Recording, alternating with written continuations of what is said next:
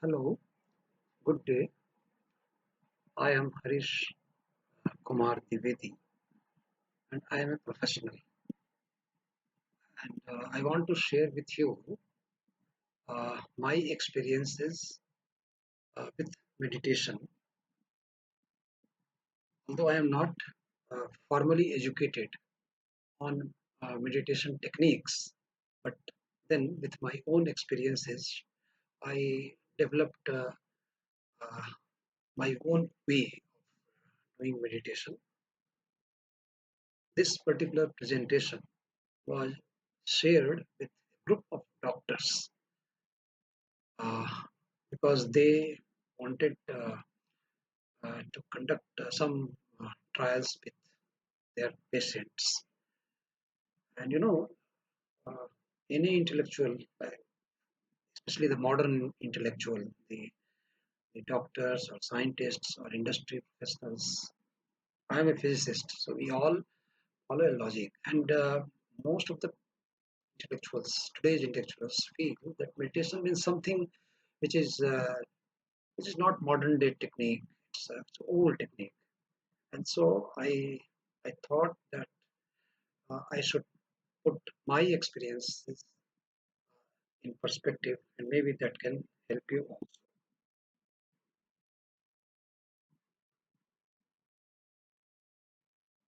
See, I'm just mentioning my profile because that will also give a proof that how, as a professional, I could manage my health.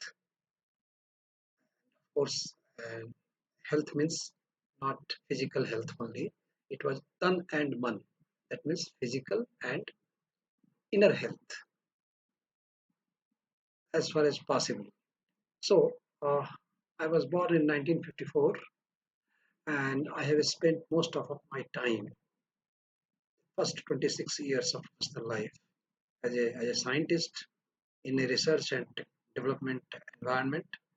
Then I spent next 8 to 9 years in industry on hardcore product development. Then for last 7 8 years, I am continuing with academic management and teaching. Yeah, but at the age of 68, now I am not very active on these activities. Of course, I am mentoring the professionals in above areas, and at present, my area of interest is startups are main because I interact with a lot of students, young people, young businessmen, and they share their business ideas with me. And I sometimes try to help them. I don't know whether I am successful or not, but if they are satisfied, if they come to me, I feel satisfied. And the next area of interest is objective and subjective science. So we'll come to these things later on also. But at present, let me discuss about uh, how I started with meditation. See, at the age of 28, it was the year 1982. I was a young professional, scientific uh, person working in a laboratory, electronics laboratory in Pilani, Rajasthan, and I developed blood pressure at that time, and the this, I don't remember exactly, but it was in the range of 180 the systolic and 110 or 120 the dystolic, and it was I was in a very bad shape and slightly overweight also, and the doctors started giving me Adelphane. It's a medicine it was popular at that time, 40 mg.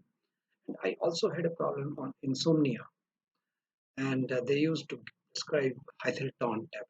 And I'm mentioning these tablets because at that time these were popular tablets, and the doctors told me that I must take these two medicines for a long time. Okay, so I started taking these medicines. In the meantime, and at that age, my hands used to shiver.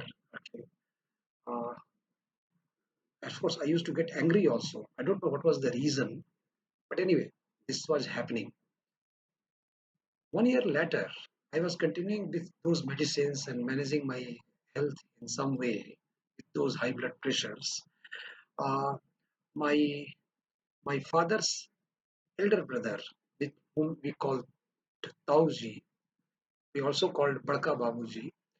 So he was to me, he was a philosopher and a very learned person, and he understood my attributes also. So one day when I met him, he mentioned about a story. That story is very interesting. So let me share you with that story.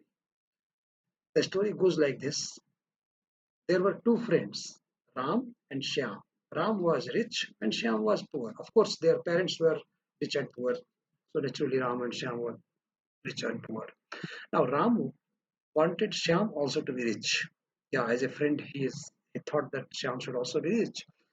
Ram's father had a precious stone, which we call paras, which could turn iron into gold when brought in contact.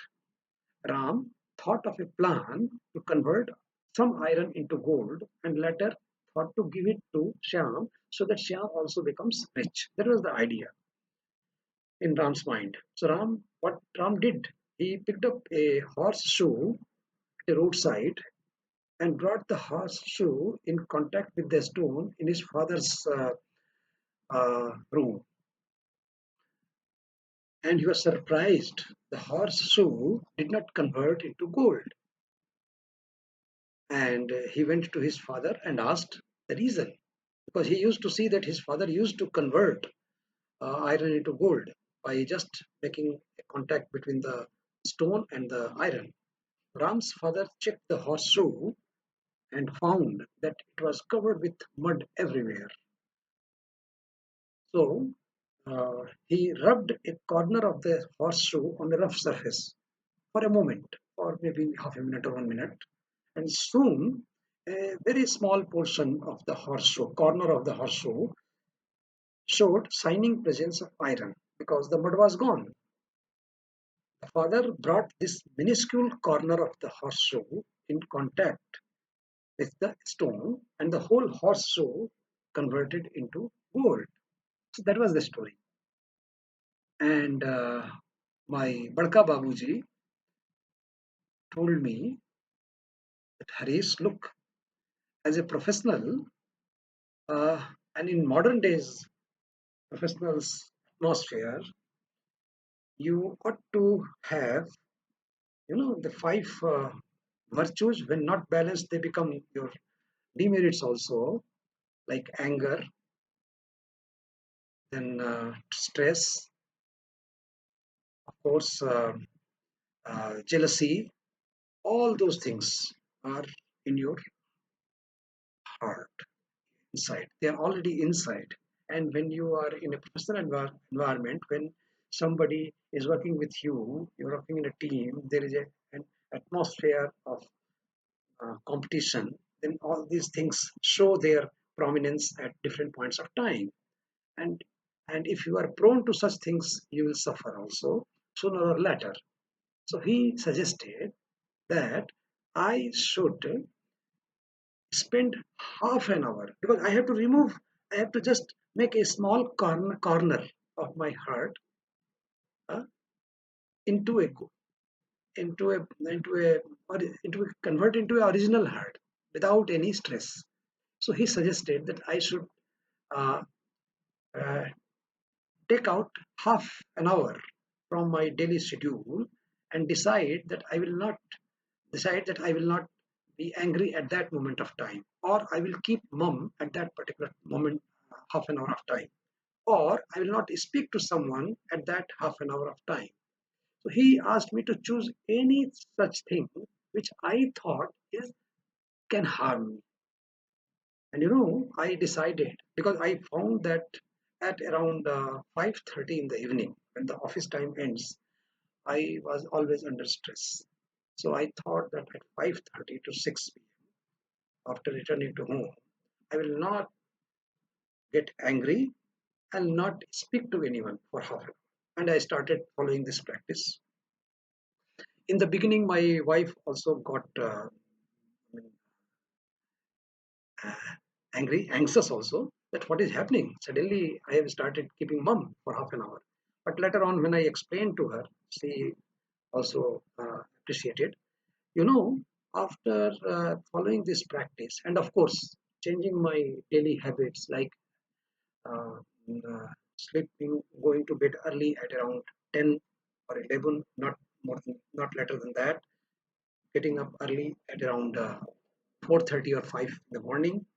And then I found that within 1 2 years, my blood pressure started stabilizing. But more than that, what was happening is that I was more calmer, and all my nears and dears ones found this change in me, and they said that perhaps those 30 minutes are helping you. Anyway, so finally, you know what happened, or in the process, that those 30 minutes when I was not speaking to someone,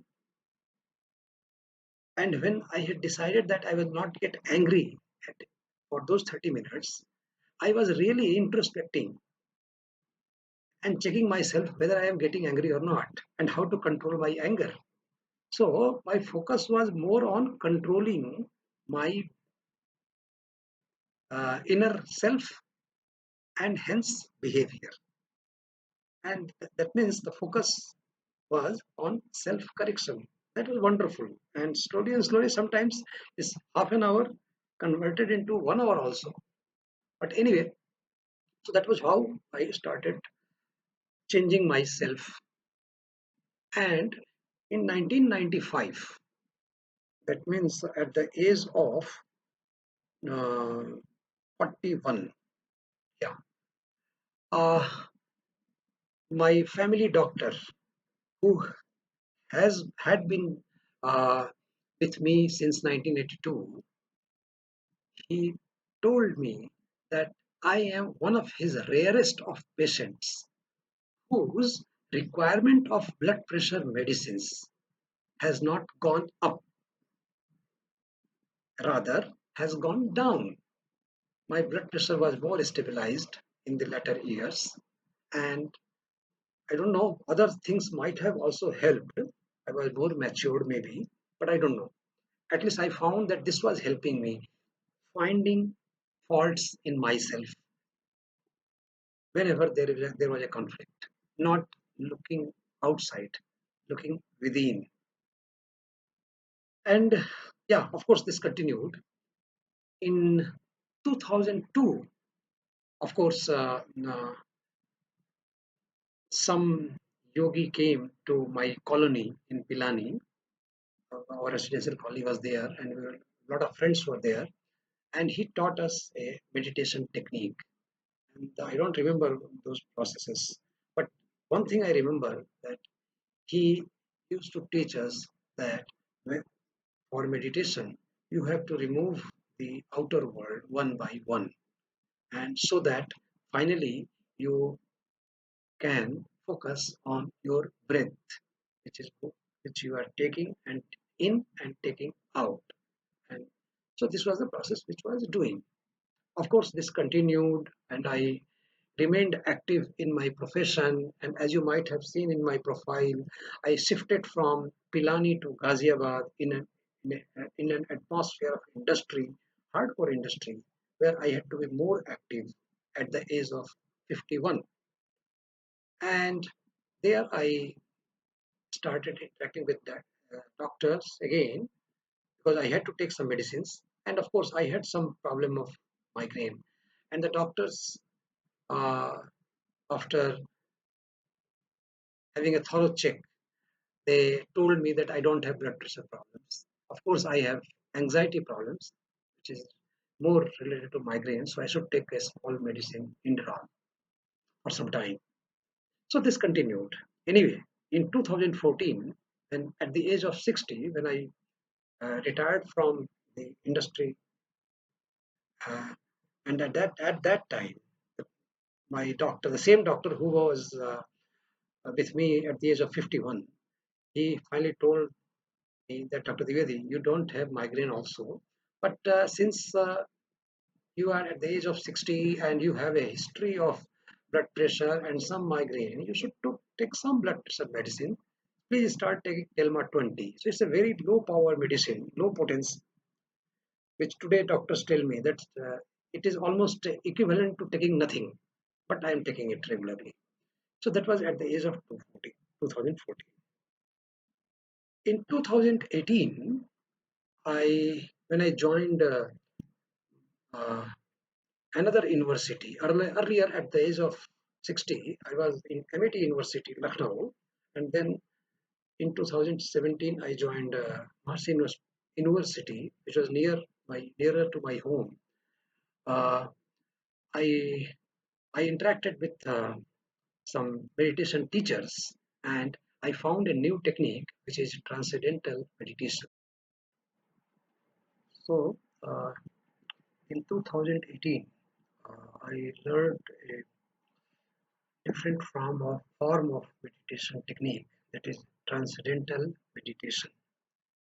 And this procedure was evolved by world renowned Maharshi Mahesh Yogi.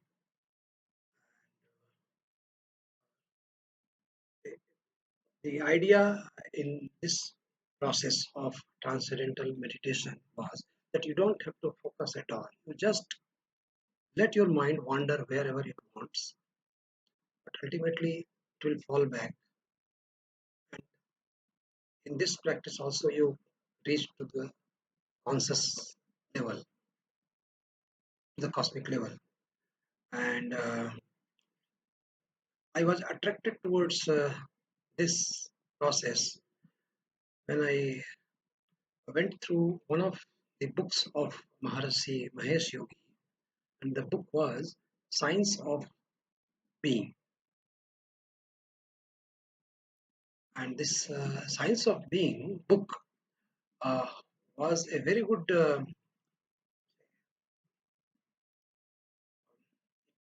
contained a lot of ideas, but that is basically it took you from the world of physical things to quantum mechanics to uh, the uh, the physics which is not known to us, that is at the subatomic physics, even much finer than that, and that world is conscious, uh, subconscious world.